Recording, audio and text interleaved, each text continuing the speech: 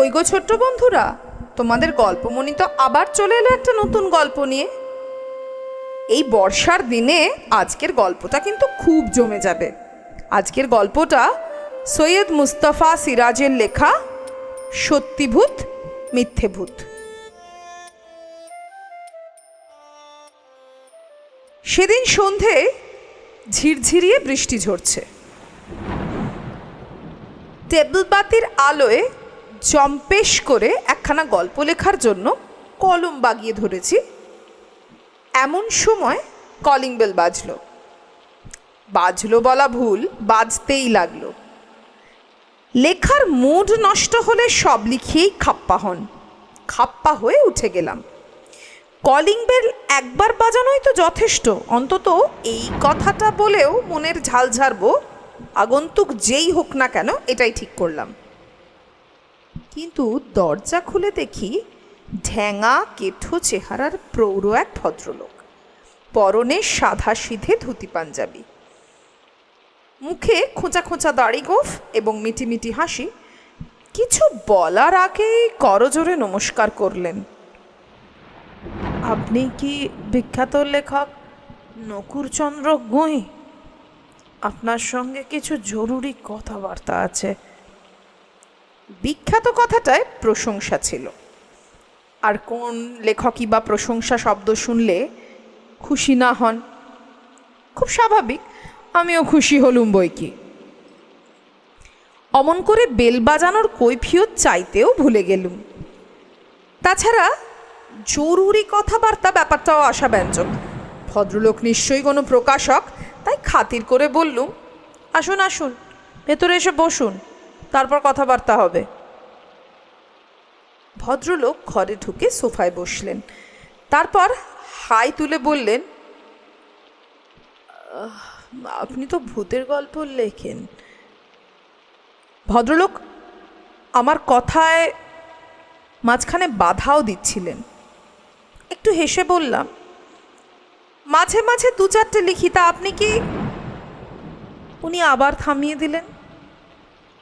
আমার কথা পরে হচ্ছে, আগে আমার প্রশ্নের জবাব দিন। এবার একটু অবাক হয়ে বললুম, কি আপনার প্রশ্ন? ওই যে বললুম আপনি ভূতের গল্প লেখেন, আপনি কি কখনো ভূত দেখেছেন? বিরক্তি চেপে বললুম, লেখক রাজা লেখেন তা কল্পনা করেই লেখেন। ভূতের গল্প লিখতে হলে সচক্ষে ভূত দেখতেই হবে, এরম কোনো যুক্তি নেই। তার মানে আপনি বানিয়ে লেখেন, সুতরাং আপনি মিথ্যে কথা লেখেন। হাহা, আপনি একজন মিথ্যুক। এবার আমি খেপে গেলুম। বললুম, কি যা তা বলছেন আপনি? ভদ্রলোক বাঁকা হেসে বললেন, ঠিকই বলছি। আপনি জানেন চীনে ভূতের গল্প লেখা মানা, লিখলেই জেলে ঢুকিয়ে দেয়। শুধু তাই নয়, জেলে ঢুকিয়ে ম্যাথরের কাজ করিয়ে ছাড়ে। চীনে কি হয় তা নিয়ে আমার মাথা ব্যথা নেই, আর দেখুন আমার সময়ের দাম আছে, আপনি আসুন। ভদ্রলোক আমাকে গ্রাহ্য করলেন না, বললেন, ঢুকে যখন পড়েছি তখন সহজে বেরোচ্ছি না, অন্তত একটা চূড়ান্ত বোঝাপড়া যতক্ষণ না হচ্ছে। গলার স্বর আর কথার ভঙ্গিতে একটু দমে গিয়ে বললুম, কি মুশকিল, বোঝাপড়াটা কিসের? ভূতের ব্যাপারে। বুঝলুম না। আপনি মানে আপনার মতন যারা ভূত নিয়ে গল্প লেখেন তারা কেউই ভূত দেখেননি, অথচ ভূত নিয়ে গল্প লেখেন। আপনারা মিথ্যুক, আপনাদের চীনা শাস্তির ব্যবস্থা করা উচিত। বেশ, গভর্নমেন্টকে বলুন ব্যবস্থা করতে। গভর্নমেন্টকে বলে কিছু হবে না। ভদ্রলোক পকেট থেকে একটি নস্যির কৌটো বের করে নাকে একটি নস্যি গুঁজলেন। তারপর বিকট একটা হাঁচি হেঁচে বললেন, ভূতেদের না দেখে ভূতের গল্প লেখা অন্যায়, কারণ এতে খামোখা ভূতেদের ডিস্টার্ব করা হয়। চীনারা এটা বুঝেছে বলেই শাস্তির ব্যবস্থা করেছে। ভূত না দেখে ভূতের গল্প লিখলে ভূতেদের ডিস্টার্ব করা হয় বলছেন? কথাটা বুঝলুম না, প্লিজ। খুব সহজ কথা, যাদের স্বচক্ষে দেখেননি তাদের কথা লিখছে, তার মানে আপনি তাদের সম্পর্কে ভুলভাল ইনফরমেশন দিচ্ছেন, তারা যা নয় তাই লিখছেন। তার মানেটা দাঁড়াচ্ছে আপনি সত্যের অপলাপ করছেন। তাহলে আপনি বলছেন সত্যি সত্যি ভূত আছে? আলবাত আছে। আপনারা তাদের সম্বন্ধে যা লিখেছেন তা কখনো সত্যিকার ভূতের কথা নয়, স্রেফ নকল ভূতের কথা। আপনারা পাঠকদের ঠকিয়ে পয়সা কামাচ্ছেন। এবার একটু হাসি পেল, এসে বললুম, দেখুন, গল্প মানেই তো তাই, বাস্তবের সঙ্গে কল্পনার। ভদ্রলোক রেগে গিয়ে বললেন, কোথায় বাস্তব? বাস্তবের বটুকুও তো দেখেননি। আহা, দেখিনি, কিন্তু শুনেছি তো। সবই যে স্বচক্ষে দেখে লিখতে হবে তার মানে নেই। ধরুন, সম্রাট অশোককে আমি চোখে দেখিনি, কিন্তু তাকে নিয়ে গল্প লেখা যাবে না? সম্রাট অশোক আর ভূত এক জিনিস নয়। দেখুন, এই নিয়ে আপনার সঙ্গে তর্ক করার ইচ্ছে আমার নেই, আপনি দয়া করে আসুন। ভদ্রলোক আগের মতন বাঁকা হেসে বললেন, একবার যখন ঢুকে পড়েছি যে হেস্তনেস্ত করে সহজে বেরোবো না, এটাই ভদ্রলোকের মত, একদম দৃঢ়। খাপ্পা হয়ে আমি উঠে দাঁড়িয়ে বললুম, পুলিশকে ফোন করব বলে দিচ্ছি। অরুণ। ভদ্রলোক ফের হাই তুলে বললেন, তবে আপনাকে একটা সুপরামর্শ দিতে এসেছি। ভূতের গল্প লিখতে হলে সত্যিকার ভূত আগে দেখা দরকার। তাদের সম্পর্কে রং ইনফরমেশন দিয়ে গুলতানি ঝাড়া অত্যন্ত অন্যায়। এতে ভূতেদের অপমান করা হয়। চার্জ করার ভঙ্গিতে বললুম, সত্যিকার ভূত বলে কিছু নেই। ভূত প্রেত মানুষের 100% কল্পনা। কল্পনা 100%? আলবাত 100%।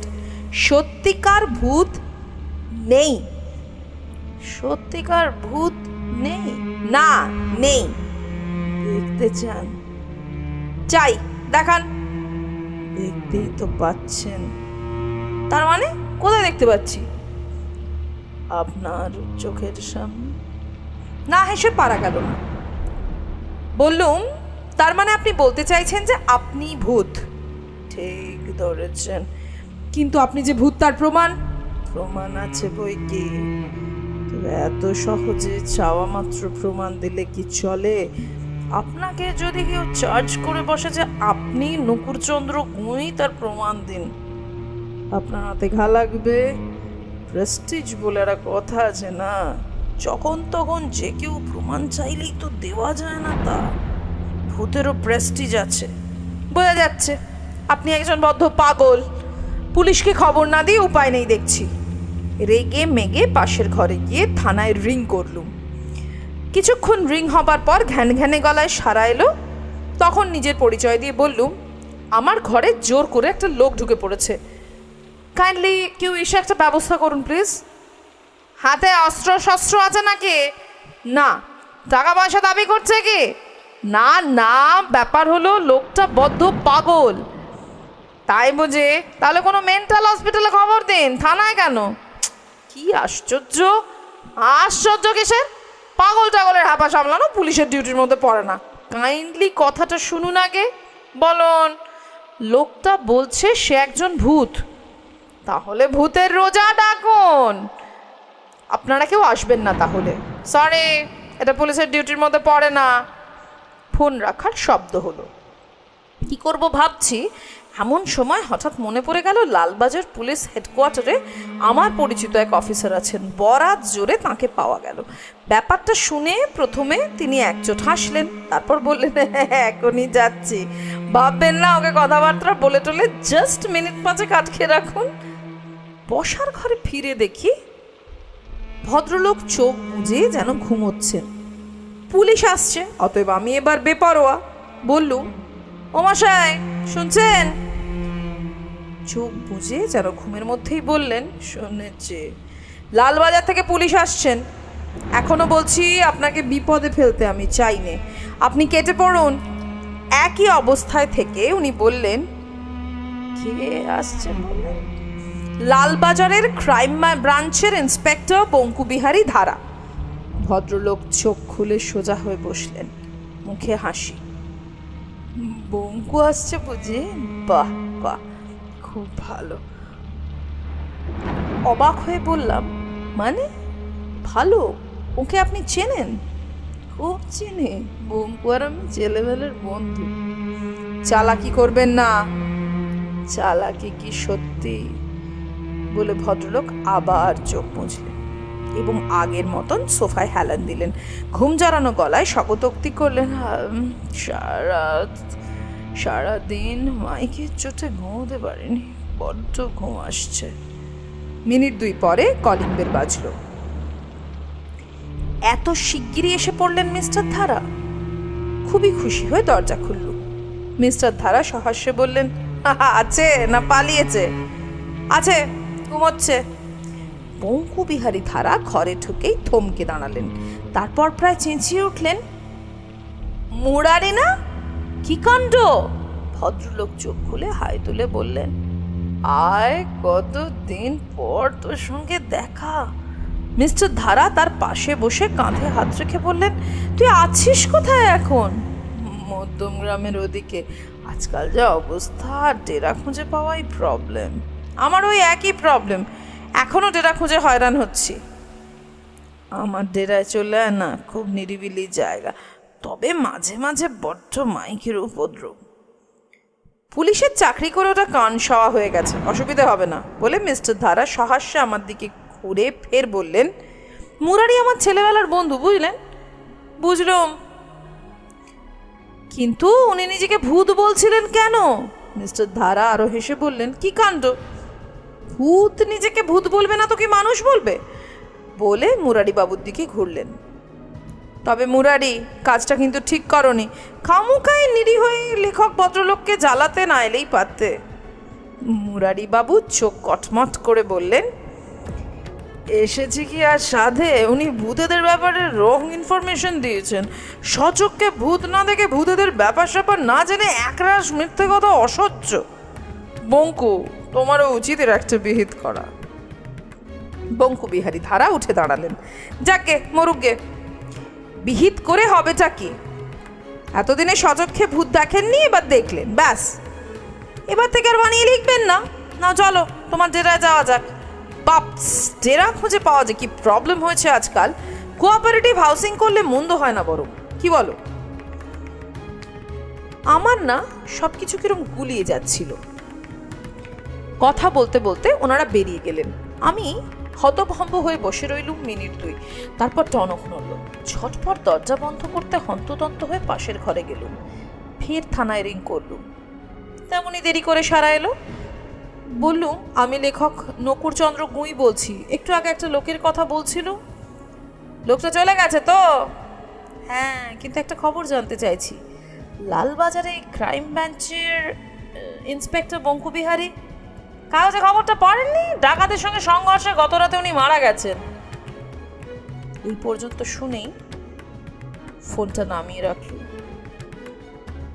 তারপর নাক এবং কান দুটো মলেই প্রতিজ্ঞা করলুম, আর কখনো ভূতের গল্প লিখবো না, লিখবো না, লিখবো না। তাহলে কেমন লাগলো বন্ধুরা এই বৃষ্টির দিনে সুন্দর করে একটা ভূতের গল্প শুনতে? অবশ্যই কমেন্টে জানিও কেমন লাগলো তোমাদের। আর এই বৃষ্টির দিনে সবাই ভালো থেকো, জল ফুটিয়ে খেও। আর সাথে অবশ্যই ভাত জাতীয় জিনিস যেমন পাতলা খিচুড়ি, ভাত, পায়েস এই ধরনের খাবার খেও, শরীর সুস্থ থাকবে।